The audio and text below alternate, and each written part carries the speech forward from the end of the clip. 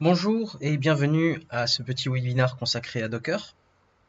Le mois passé, j'avais fait une petite vidéo d'introduction de 8 minutes qui explique un peu comment fonctionne Docker, comment l'installer, et aussi j'avais lancé 2 lignes de commande qui permettaient de pouvoir avoir un container MySQL et un container contenant app-connect et MQ.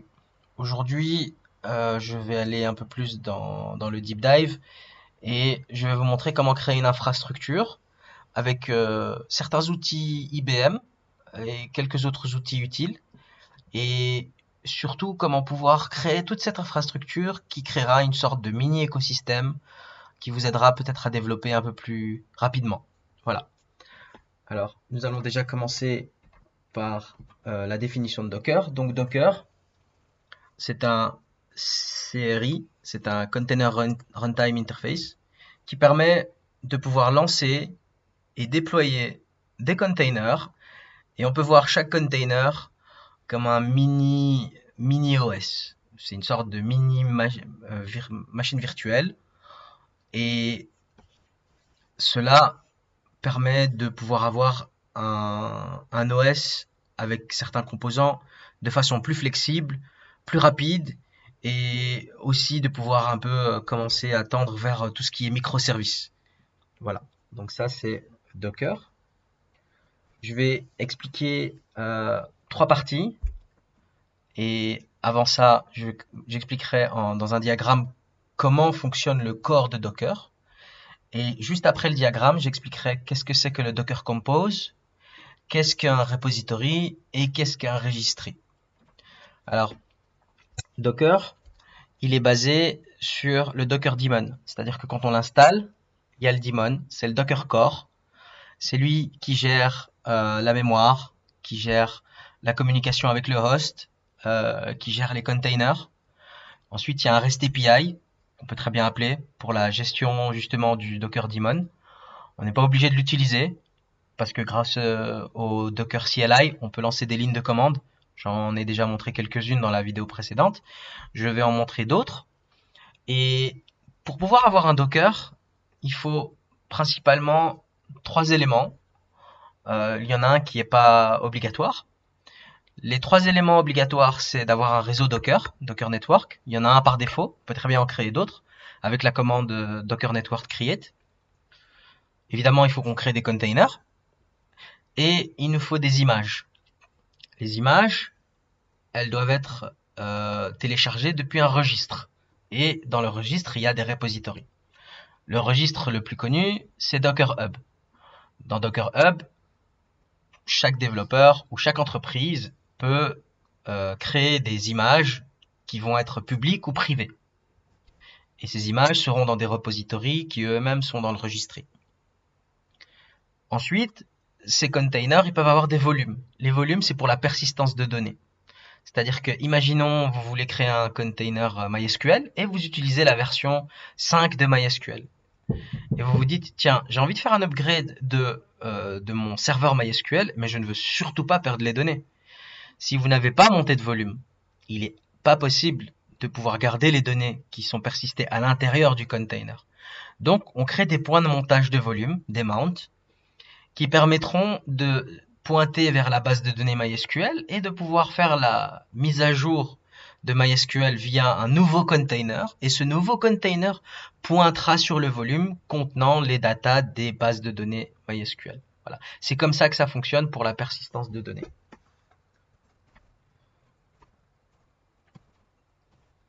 Ensuite, donc ça c'est la définition très succincte des composants.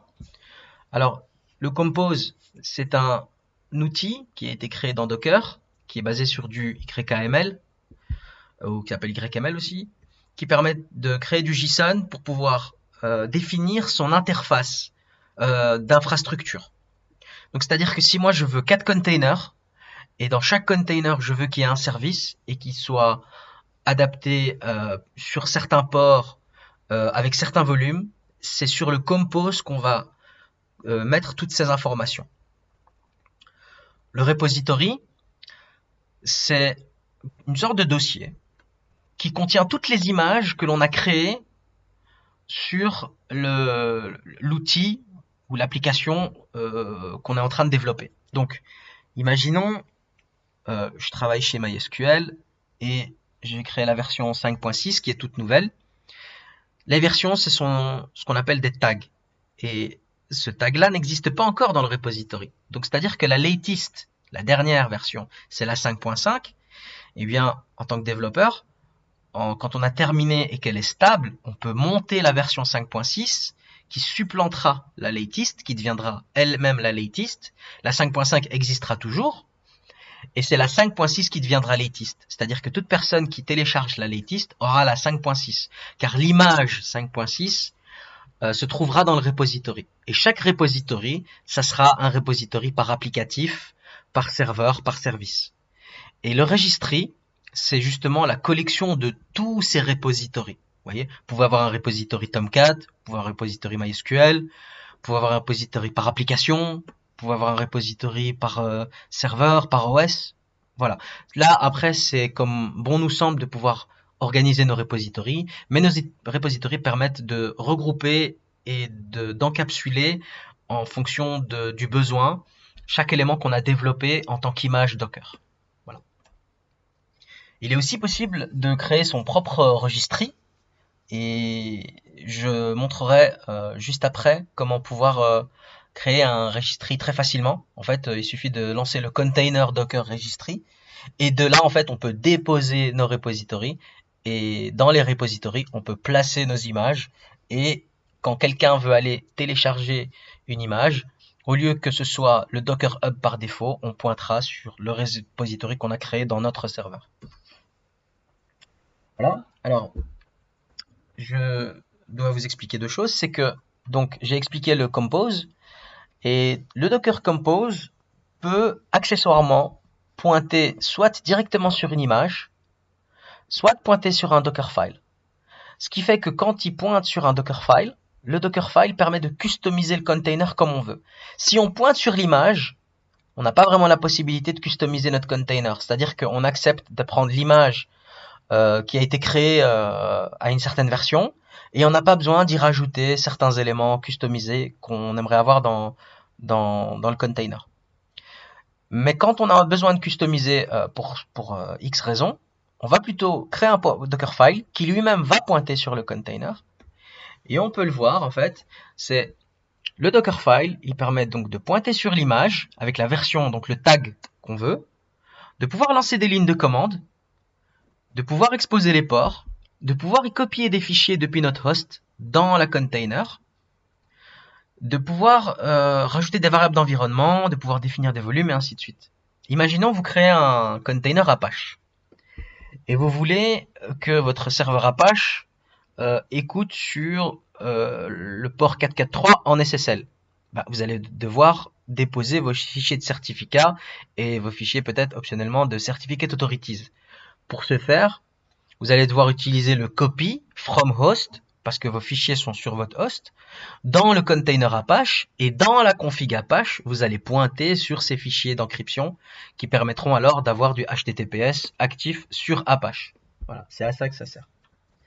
Donc comme j'ai expliqué, le Docker Compose, il peut soit pointer sur une image, soit pointer sur un Dockerfile. Voilà.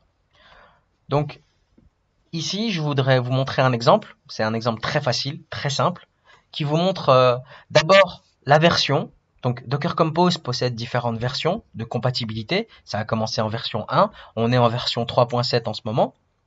Et dans cet exemple-là, on va créer des services, donc c'est-à-dire notre infrastructure qu'on aimerait avoir, et on veut créer un container, le premier, qui s'appelle Web App, d'accord?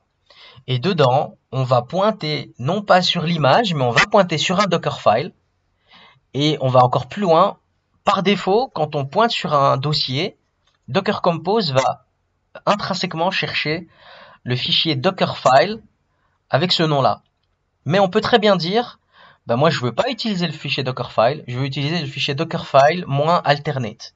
Il est possible de le faire tout en spécifiant simplement l'entrée JSON qui s'appelle Dockerfile. Et à partir de là, parce qu'on pourra avoir peut-être un fichier de développement, un fichier de QA, un fichier de production et ainsi de suite. Et dans cet exemple-ci, on passe en argument une clé valeur qui s'appelle buildNo avec la valeur 1 au fichier Dockerfile, qui lui-même pourra le traiter comme il veut, dans du script, ou le mettre en variable d'environnement, et ainsi de suite. C'est comme ça qu'on peut passer des variables de façon dynamique en argument, depuis le Docker Compose vers le Dockerfile. Ça, c'est un exemple très simple de Dockerfile. Donc dans le Dockerfile, la première chose qu'on fait, c'est qu'on pointe vers justement de ce que j'avais appelé un repository. Là, je pointe sur le repository qui s'appelle ibm.com/acemq. Vu que je n'ai rien spécifié, ça veut dire que je veux la version latest. J'aurais pu mettre 2 points, une certaine version après le -mq. Ensuite, là, j'ai une ligne qui me spécifie que je veux copier un certain fichier à l'intérieur de mon container sur le path /etc/mqm/. Ensuite, j'ai envie de lancer une ligne de commande qui va faire de la mise à jour des packages en apt-get update. Comme ça, j'ai la définition de toutes les versions qui existent, les dernières versions. Et ensuite, je fais un expose du port 7600 parce que j'ai besoin de l'exporter pour qu'il soit disponible sur mon host. Voilà. Donc ça, c'est un exemple de Dockerfile. On peut passer à la pratique. Donc, ceci, c'est un Docker Compose. Je suis en ancienne version, en version 2. Et à partir de là, je vais créer mes services. Je vais les parcourir un à un et vous allez voir comment cela fonctionne. Donc, dans ces exemples-là, je veux créer un container qui va s'appeler Swagger Editor. Alors, dites-vous que les noms de conteneurs, ça sera toujours le nom du root folder. Mon root folder, c'est docker acemq. Il va le mettre en minuscule. Underscore le nom de mon service, underscore 1.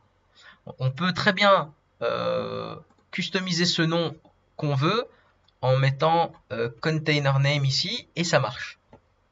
Je ne vais pas le faire, je vais le laisser par défaut. Et ce service-là ne pointe pas sur une Dockerfile, mais pointe directement sur Swagger API, Swagger Editor qui va se trouver dans Docker Hub. Donc c'est-à-dire que si je fais une recherche dans Docker Hub de Swagger API, Swagger Editor, vous allez voir que je vais le trouver. Voilà, c'est celui-là. Et donc là, je pointerai directement sur la version latest qui est la 3.6.37. Voilà. Et donc, je sais que quand j'ai été voir dans la doc, Swagger API pointe sur le port en interne 8080. Et donc, moi, mon port 8080, il est peut-être utilisé sur mon Ubuntu. Donc, j'ai customisé le port d'écoute dans mon host local et je l'ai plutôt mis sur 9990. Voilà, c'est ça. Ça, c'est le port forwarding qui a été fait au niveau du Docker Compose.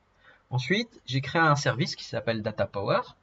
Et là, j'ai créé un Dockerfile. C'est-à-dire que là, je lui ai dit de mon contexte, tu vas sur le dossier DataPower qui se trouve au même niveau que toi. Donc, c'est-à-dire ici, j'ai mon dossier DataPower. Et dedans, comme j'ai pas spécifié de nom custom pour le Dockerfile name, il va trouver Dockerfile. Donc, c'est-à-dire que ce Dockerfile-là possède les informations qui m'intéressent. Qu'est-ce que ce Dockerfile fait? Ce Dockerfile va aller chercher la dernière version du DataPower de chez IBM, va la télécharger, va me créer un container, va y installer des variables d'environnement, car en fait dans la documentation ils expliquent qu'il faut certaines variables d'environnement par défaut pour que ça puisse fonctionner. Il faut accepter la licence, on peut mettre le nombre de thread workers, on peut en mettre plus si on veut que ça aille plus vite, mais il faut faire attention avec le nombre de CPU qu'on a. Et le interactive, c'est pour la création interactive du Docker DataPower quand on veut l'installer la première fois via un TTY.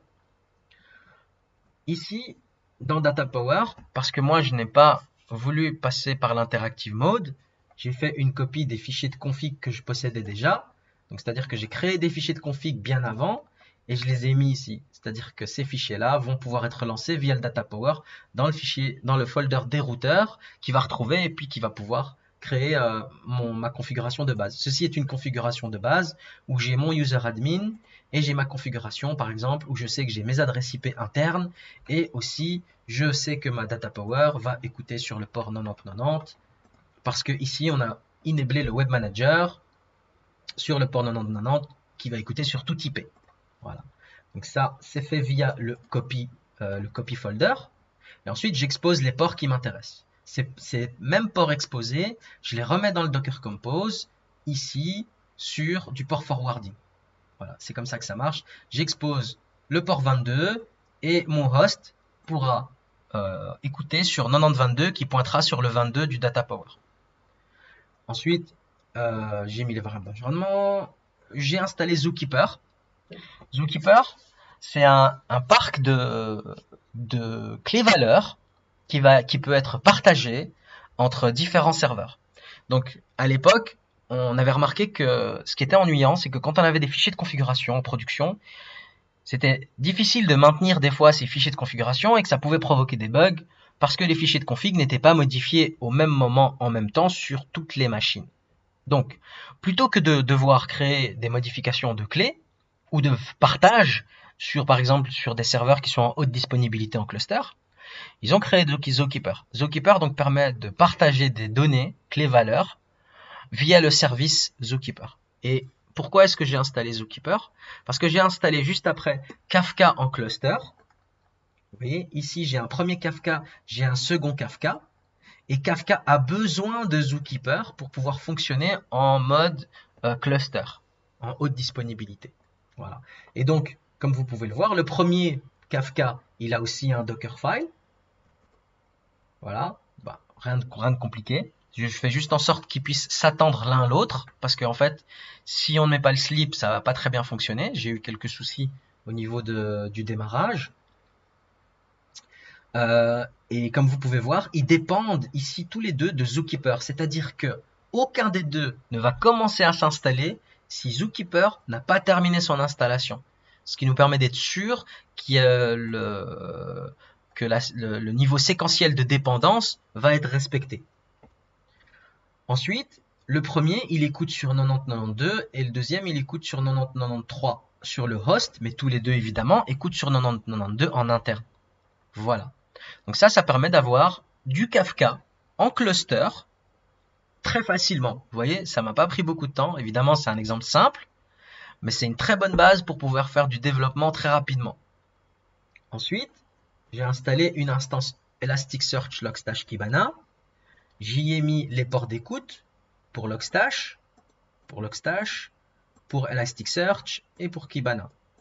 Comme je veux garder les données, parce que je ne veux pas les perdre pour Elasticsearch, donc c'est-à-dire si je crée des index et que j'y mets des données JSON dans mes index, j'ai pas envie de les perdre. Pour ne pas les perdre, j'ai créé un volume juste ici qui s'appelle ELK sur ma machine et je le pointe sur la DB d'Elasticsearch.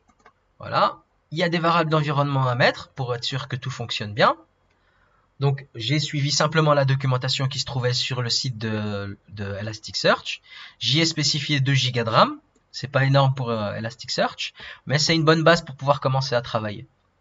Je lui ai donné un certain nom et j'ai même préparé mon environnement pour qu'il puisse fonctionner aussi en cluster au cas où j'aurais voulu en avoir un deuxième pour qu'il puisse faire un discovery sur leur node name. Voilà. Ça permet de débloquer la limite du kernel container parce que Elasticsearch est assez gourmand au niveau des ouvertures-fermetures de fichiers et ainsi de suite. Ensuite, pour tout ce qui est lifecycle, j'avais fait une vidéo, si vous vous rappelez, sur le lifecycle avec IIB et SoapUI. Et bien ceci permettrait d'avoir un serveur Jenkins sans devoir polluer ma machine, sans devoir créer de machine virtuelle et d'avoir un petit container qui possède Jenkins. Rebelote, j'ai pas envie de perdre mes données, je veux qu'elles soient persistées sur ma machine. J'ai créé un volume, j'ai créé un folder et je pointe sur ce folder via le volume, via le montage du pass interne que Jenkins utilise pour sauver les configurations, les résultats de run et ainsi de suite. Ensuite, j'ai installé Artifactory, ce qui me permettrait que si je fais du deploy via Maven de binaire, que ce soit du snapshot ou de la release production, ou que je puisse mettre du third part si j'ai des outils tierces, eh bien cela me permettrait d'avoir Artifactory installé et aussi Rebelote. Je veux, pendant des updates de version peut-être de Docker, ou que ça a planté et j'ai envie de recréer mon container, ou je change de machine par exemple, ou de serveur, eh bien on garde les données persistantes via le point de volume. Rebelote, comme Artifactory ouvre énormément de fichiers, on n'oublie pas d'ouvrir les limites kernel, ce qui nous permet d'éviter certains problèmes. Il y a certains arguments qui ont été mis en option et qui sont très bien utilisables, c'est-à-dire que si un jour j'ai de plus en plus de fichiers, plus en plus de clients connectés sur mon Artifactory, il va peut-être falloir que j'augmente la mémoire. L'option, elle est à commenter, mais elle est là. Rebelote, ici j'ai mis DB2. DB2 sera le container de test si on veut développer sur DB2. Le port d'écoute par défaut c'est 50 000 et j'ai pas envie de perdre la database, donc j'ai créé un volume et j'ai mis les paramètres mandatory et ceux qui ne le sont pas aussi pour pouvoir faire en sorte que le container se lance correctement. Voilà, donc ça on peut changer. Ça c'était mon password en tant que DB2 user DB2 inst1, mais on peut très bien le changer. On peut changer le DB name et on peut dire qu'on veut pas la database sample ou on dit qu'on veut juste avoir la database sample. Voilà, ça c'est la première database. On peut en créer d'autres après en rentrant dans le Docker en ligne de commande. Je montrerai. Et donc ensuite le dernier c'est app-connect et MQ en même temps. Donc là j'ai aussi créé un contexte. C'est-à-dire que là, je ne vais pas dire à Docker Compose, va chercher l'image par défaut. Je lui dis, va sur le Dockerfile, et dans le Dockerfile, je vais chercher l'image, et je veux peut-être customiser certains éléments. Donc si on regarde sur le folder ACE-MQ, vous voyez le Dockerfile, et pourquoi est-ce que j'ai fait ça? C'est parce que j'avais envie de copier un certain fichier, le fichier de MQ. C'est-à-dire que, quand on regarde le Docker Compose, je spécifie quelques options. Je lui dis, j'accepte la licence IBM. Ensuite, je lui dis, mon Queue Manager, je veux qu'il s'appelle QMGR. Et mon Integration Server, je veux qu'il s'appelle ACE Server. Donc, le fait d'avoir créé un Queue Manager, j'en ai un premier. Ensuite, je voulais avoir déjà un TCP Listener pour MQ qui pointerait sur le 1414, qui est normalement le port par défaut.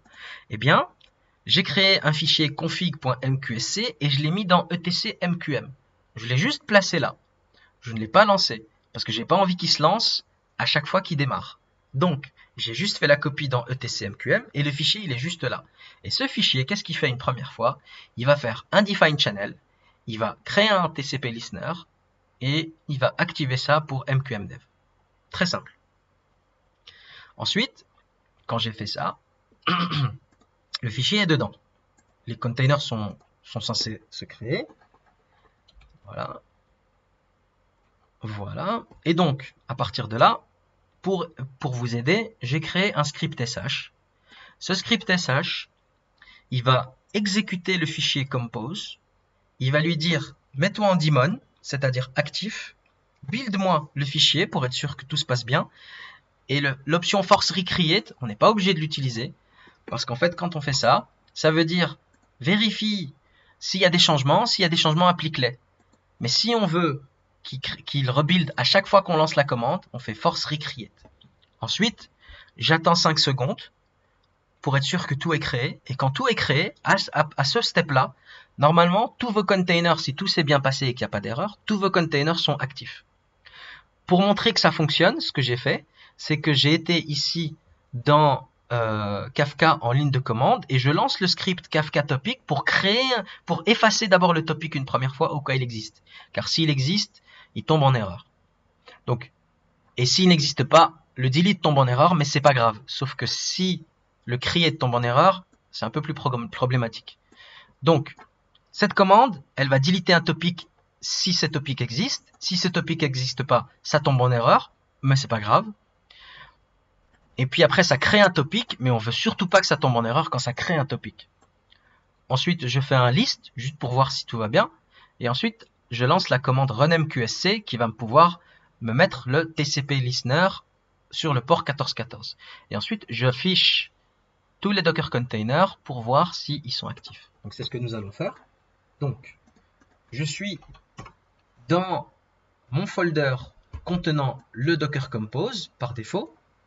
Et comme vous voyez, si je ne spécifie rien dans la commande Docker Compose, qui se trouve juste ici au-dessus, par défaut, il s'attend à retrouver le fichier qui s'appelle docker-compose.yml. Mais on peut très bien mettre un -file, -f, et spécifier un autre nom de fichier.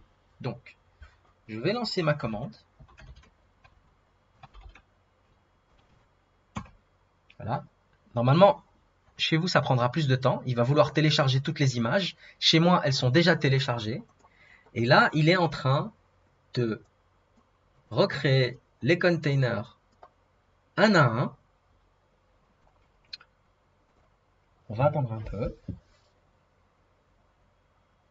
En attendant, je peux déjà vous montrer aussi le folder des Docker Mount. Donc ceci, ce sont tous les folders que j'ai créés pour les points de montage.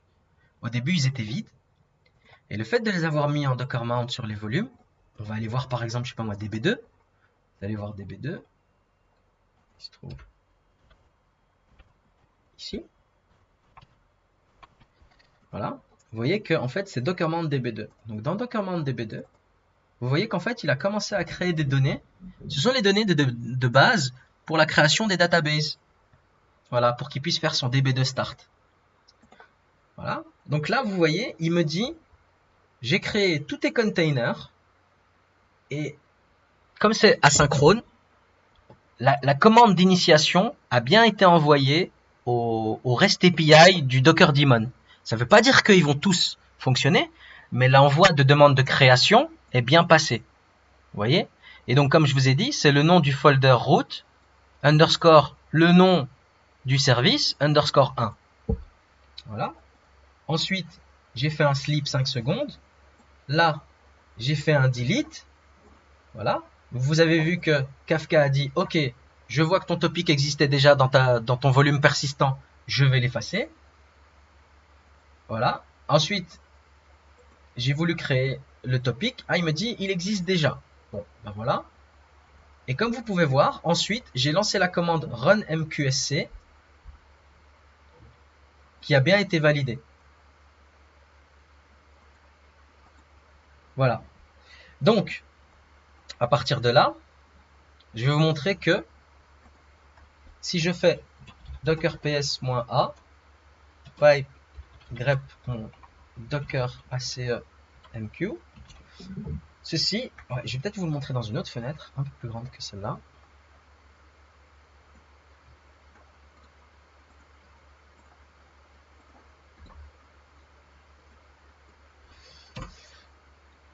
Voilà, donc ici, on voit les noms de mes containers qui sont juste ici, celui-là, Swagger Editor, Zookeeper 1, DataPower 1, Jenkins 1, DB2 1, Artifactory, Kafka, le second Kafka, Elasticsearch et ACEMQ.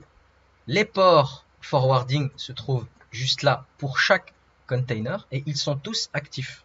Ils sont tous up and running. Ils ont commencé à démarrer il y a 2 minutes et ils sont actifs depuis 2 minutes. Celui-là a démarré il y a 1 minute et il est actif depuis 1 minute.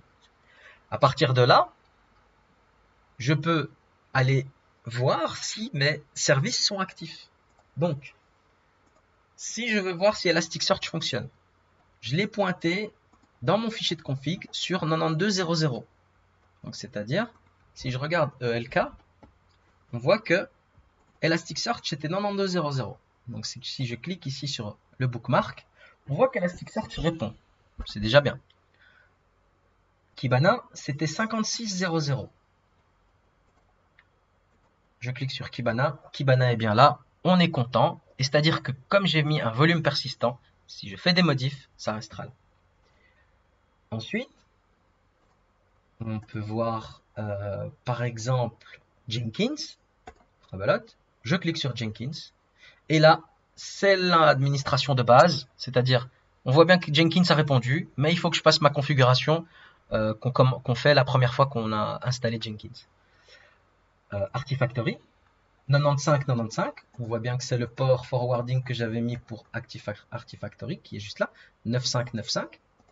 Comme vous pouvez voir, il me dit bonjour, bienvenue sur Artifactory, vous pouvez l'utiliser, et il est actif. Swagger Editor, donc vu que on utilise beaucoup tout ce qui est ESB, microservices, API, architectures, Swagger Editor permet de créer des contrats Swagger.